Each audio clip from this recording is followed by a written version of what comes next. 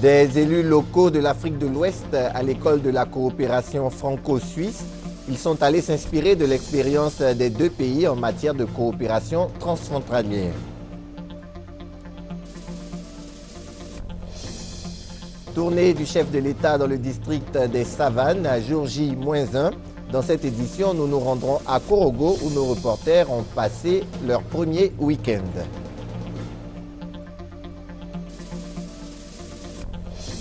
Et puis au Mali, la mission des Nations Unies pour la stabilisation du pays rentre en action aujourd'hui. La MINUSMA doit sécuriser le pays et permettre la tenue des prochaines élections. Madame, Monsieur, bonjour et merci de nous rejoindre sur RTI 1 pour vous informer. Le premier élément de ce journal nous conduit en Suisse où des élus locaux, membres du Conseil des collectivités territoriales de l'Union économique et monétaire ouest-africaine, viennent d'effectuer un voyage d'études. Ils sont allés s'inspirer de l'expérience de la Suisse et de la France en matière de coopération transfrontalière. Les détails avec notre envoyé spécial en Suisse, Mamadou Kouassi. Les élus locaux ouest-africains à l'école du développement suisse et français, les maires et présidents du conseil régional de l'espace UEMOA veulent s'inspirer de l'expérience des villes de l'ouest de la Suisse et de l'est de la France en matière de coopération transfrontalière. Pour cette première étape, c'est la ville de Chaux-de-Fonds, cité suisse, inscrite au patrimoine mondial de l'UNESCO et capitale de l'orgellerie mondiale, qui accueille le maire François Amicha et sa délégation. François Albert Amicha, président du conseil des collectivités territoriales de l'UEMOA, soutient qu'ils veulent toucher du doigt les stratégies mises en place pour l'industrialisation des nécessités européennes. Les chefs d'État, en créant l'union monétaire, ont voulu une intégration. Mais nous, acteurs locaux, nous, gestionnaires de cités, de départements, de régions, souhaitons l'intégration par la base, par les peuples. Et aujourd'hui, si nous sommes là, c'est pour voir comment cela fonctionne entre la Suisse et la France, entre la Suisse et l'Italie, entre la Suisse et l'Allemagne. Et demain, nous verrons ce que cela fera entre le Sénégal et la Mauritanie, entre le Sénégal et le Niger, entre la Côte d'Ivoire et le Burkina, entre le Burkina et le Mali. Voilà ce que nous sommes venus apprendre. Mais ne tendons pas que la main, nous apportons aussi. Et nous voudrions que dans les années qui suivent, une coopération, un partenariat franc, loyal, équitable, se lie entre vos territoires et nos territoires. Pour cette première étape, les participants venus du Sénégal, du Mali, du Niger, du Bénin, du Burkina Faso et de la Côte d'Ivoire ont eu droit à des présentations portant sur la contribution des coopérations territoriales dans le développement de la Suisse, des projets qui pourront participer à l'amélioration du bien-être du peuple africain. Retour chez nous en Côte d'Ivoire. Demain, le chef de l'État entame sa visite d'État dans le district des Savanes. À quelques heures de l'arrivée du président Alassane Ouattara à Korogo, l'ambiance est festive, surtout en soirée. La nuit tombée, les noctambules convergent vers tous les points chauds de la ville. La chaleur de la nuit à Korogo, c'est avec notre envoyé spécial, Michel Digré. Korogo by night, des noctambules, les pieds bien trempés dans la tradition, mais la tête déjà à la fête dans l'attente de l'arrivée du chef de l'État. Chez nous, en pays, c'est nouveau. Quand tu fais tes 7 ans d'initiation, à la 6e année et demie, tu es obligé de t'habiller comme ça pour faire la dernière étape avant de passer à la seconde. Donc c'est pourquoi nous sommes habillés comme ça ce soir. Quand tu regardes la population se motiver, on sait qu'il y a le président Alassane Ouattara qui arrive. Des pas de danse qui ne sont pas les mêmes que ceux esquissés dans les boîtes de nuit, mais ici aussi, l'ambiance est festive.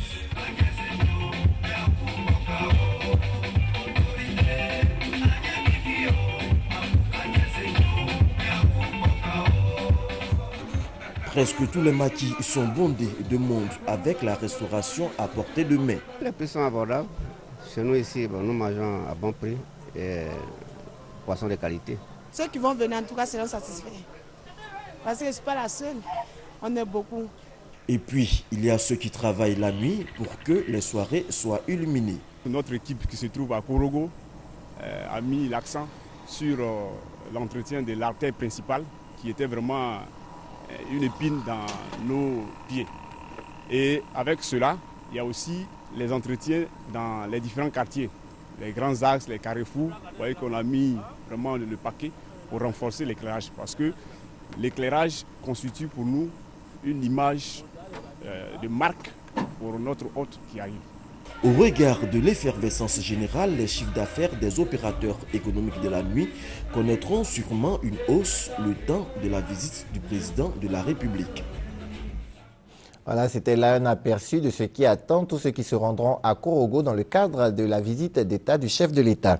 Et encore dans le cadre de cette visite, le ministre des Transports informe les transporteurs, les conducteurs professionnels et l'ensemble des usagers de la route qu'en raison de l'importance du trafic induit par la visite du président de la République dans le district des Savanes, la circulation des véhicules hors gabarit, des véhicules poids lourds affectés au transport de marchandises, à l'exception des camions-citernes transportant des hydrocarbures, est interdite sur toute l'étendue de la zone les jours et heures ci-après, du lundi 1er juillet au lundi 8 juillet 2013 de 21h à 6h du matin. On reste à Korogo pour parler cette fois-ci sécurité. Il est question de la réinsertion des ex-combattants, une opération pour laquelle 500 millions de francs CFA ont été décaissés. Elle concerne 70 ex-combattants. 500 millions de francs CFA ont été décaissés par l'autorité de désarmement, de démobilisation et de réintégration ADDR pour la réintégration socio-économique de plus de 500 ex-combattants dans le district des Savanes. Aujourd'hui, après des activités de sensibilisation, certains ex-combattants ont exprimé le souhait d'être réinsérés dans le domaine du transport, dans le domaine du commerce, dans le domaine de la mécanique. Nous leur avons remis leurs clés et leurs carnets. À Korogo, en présence du ministre d'État et maire de Korogo, Amadou Bonfigani, 70 ex-combattants ont bénéficié de ce projet. 60 ont reçu chacun un carnet de compte épargne de 800 000 francs CFA et les autres 10 tricycles sur 350 offerts au district des Savanes. Chaque ex-combattant espère en tirer le maximum de profit. Ce que je faisais avant, c'était du commerce. Avec cet argent, ça peut m'aider à développer mon commerce encore. Je suis content, mais je pense toujours à mes collègues pour que tout le monde soit satisfait. Vraiment, je remercie l'ADDR. J'ai une moto, vraiment, je prends pour chercher les prix de pain pour ma petite famille.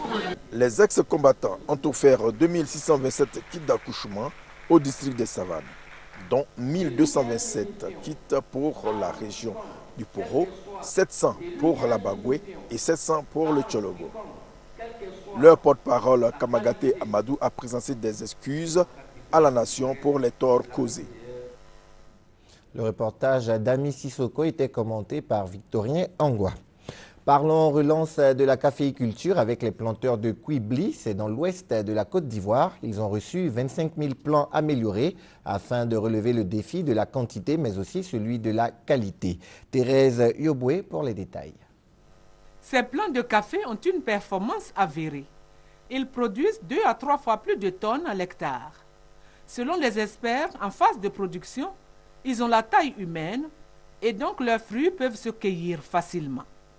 Ils doivent contribuer à la relance de la caféiculture dans le district des montagnes et plus globalement sur l'ensemble du territoire national.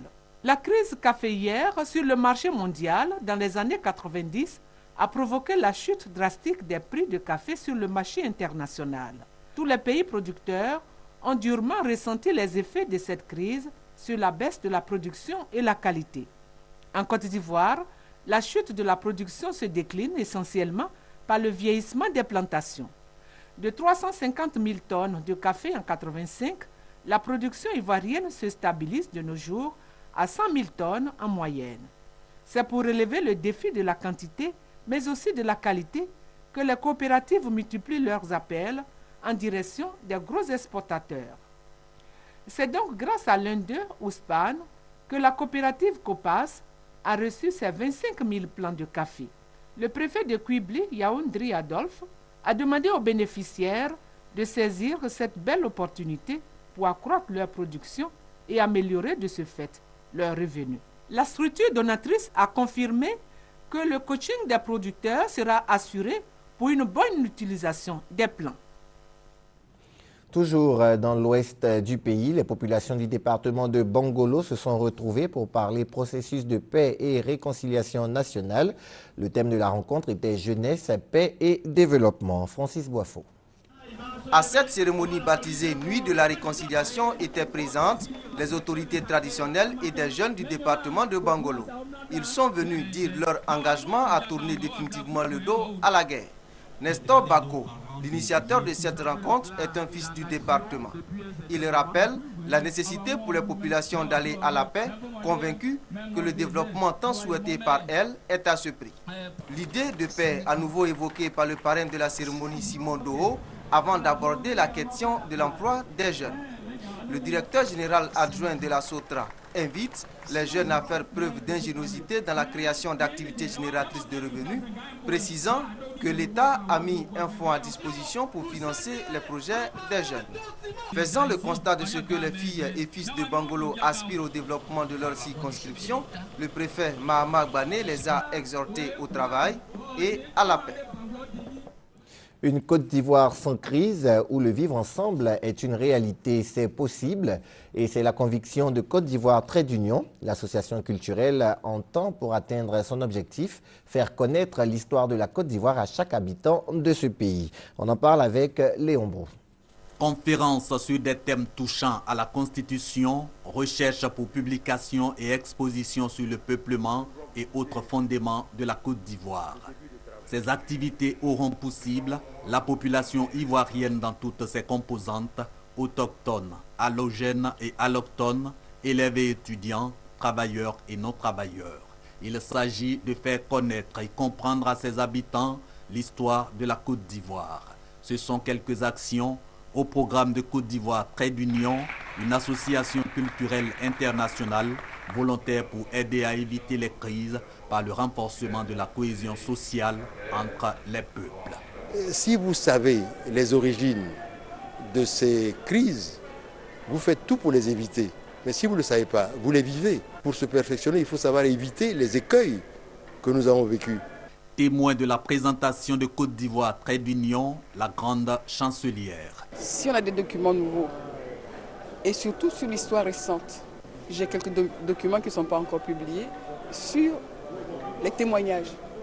Maintenant, nous avons des archives en France.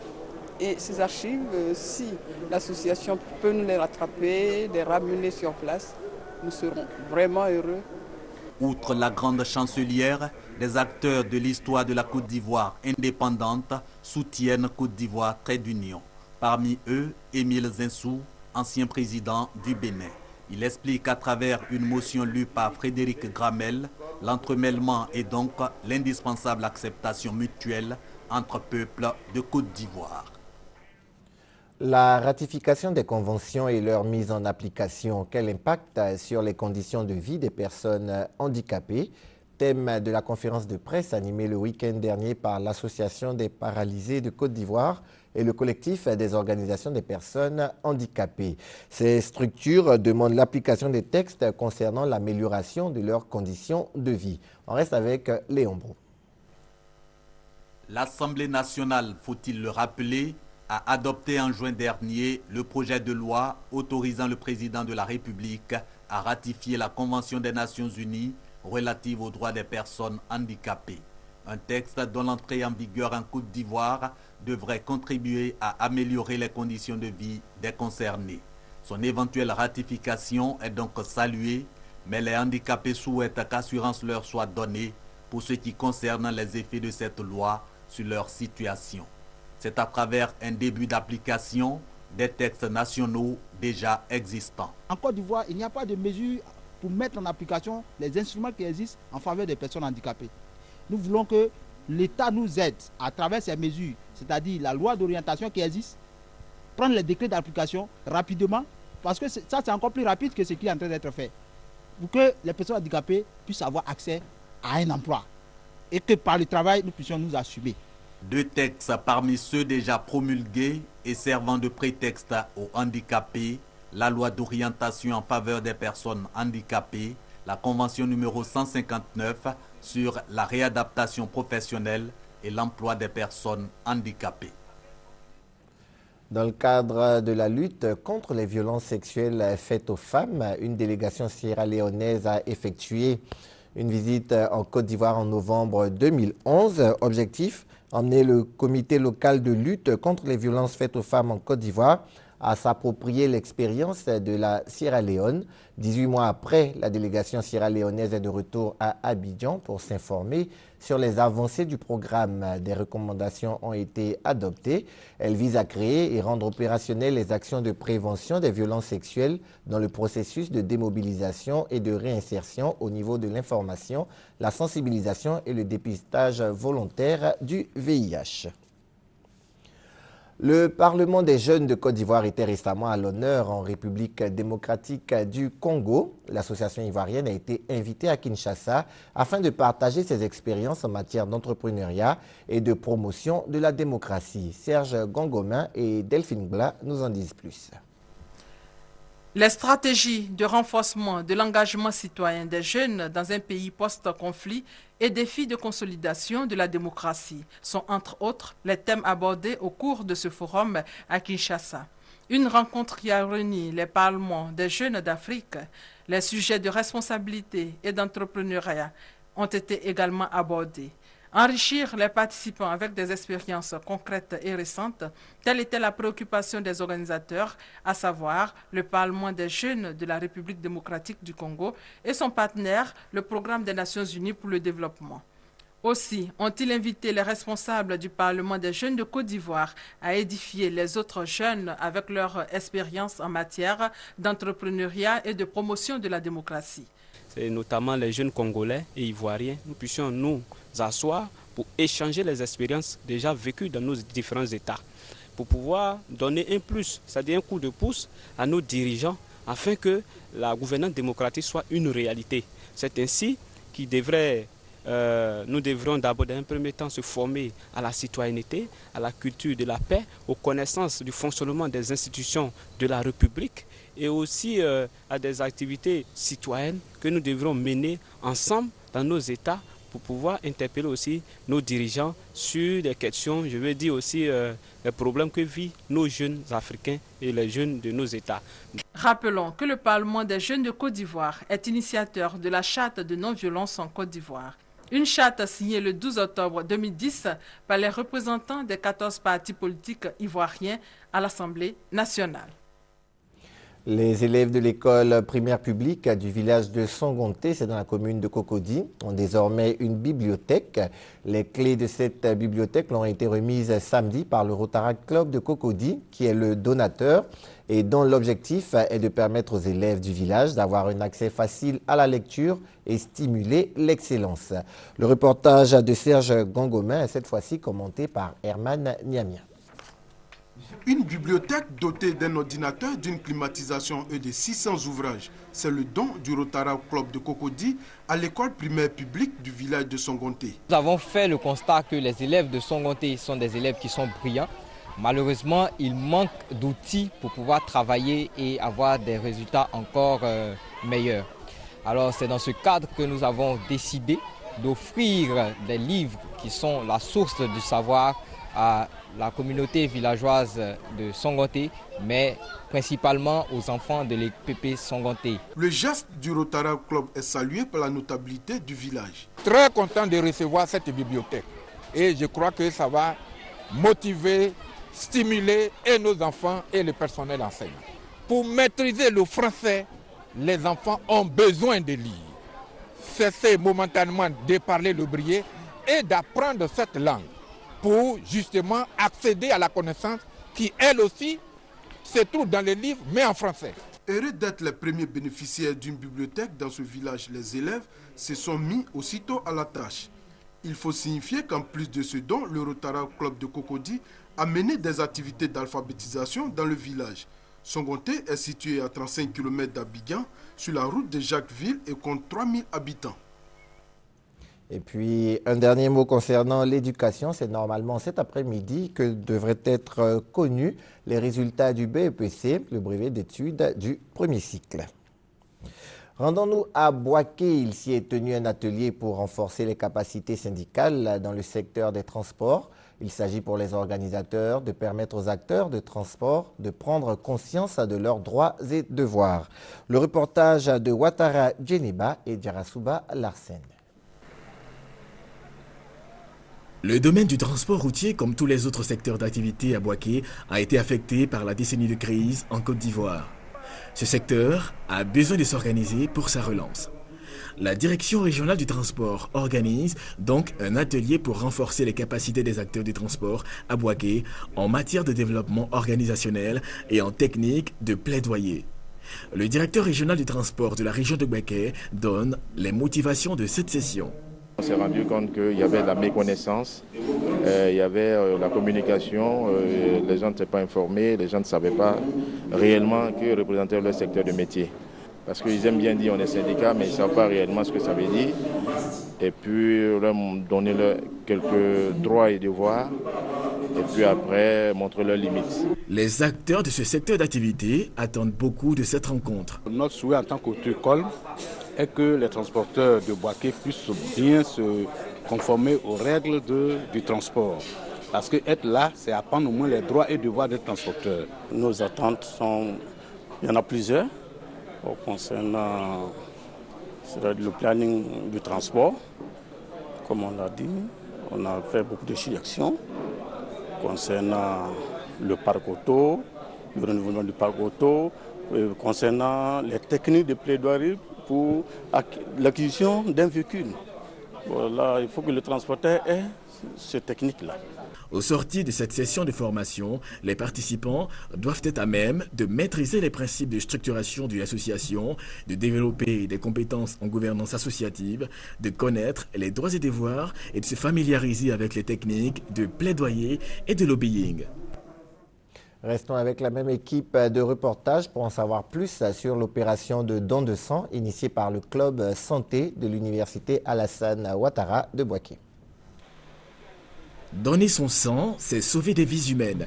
Les étudiants du club de santé de l'université Alassane Ouattara de Boaké l'ont si bien compris qu'ils ont donné un peu de leur sang pour aider les malades dans les différentes formations sanitaires. Les étudiants d'honneur, venus nombreux à cette opération, ont reçu les encouragements de la directrice du Centre régional des œuvres universitaires de Boaké pour cette œuvre humanitaire. Pensons que c'est une opération noble qui doit être perpétuée. Je voudrais dire merci à tous ceux qui ont organisé cette opération de don de sang. Quelques bénévoles, à travers cet acte de générosité, se disent satisfaits de leurs gestes et invitent les autres étudiants à leur emboîter le pas. J'exhorte les unes et les autres à donner du sang, parce que donner son sang, c'est pour sauver des vies et surtout la vie des enfants. C'est important. C'est le début d'une série de collectes sur le campus. Nous avons, dans notre matrice d'action, bon nombre de séances programmées. C'est dit que ça ne sera pas, c'est la première, mais ça ne sera pas la dernière activité de collecte de sang sur le campus. Le club santé de l'université Alassane Ouattara est à sa première édition de don de sang. Il compte mettre à la disposition du Centre national de transfusion sanguine plus de 400 poches de sang. Hors de nos frontières au Mali, c'est aujourd'hui que la MISMA, Mission africaine de stabilisation du Mali, passe le relais à la MINUSMA, la mission intégrée des Nations Unies pour la stabilisation du Mali. Les casques bleus, 6 000 environ en ce moment, devront atteindre les 12 000 hommes d'ici décembre. Ils ont pour objectif la sécurisation du pays et aussi celle des élections prévues pour le 28 juillet prochain. Et cela passe par la supervision du cantonnement des combattants Touaregs du MNLA dans la ville de Kidal, dans le nord du pays.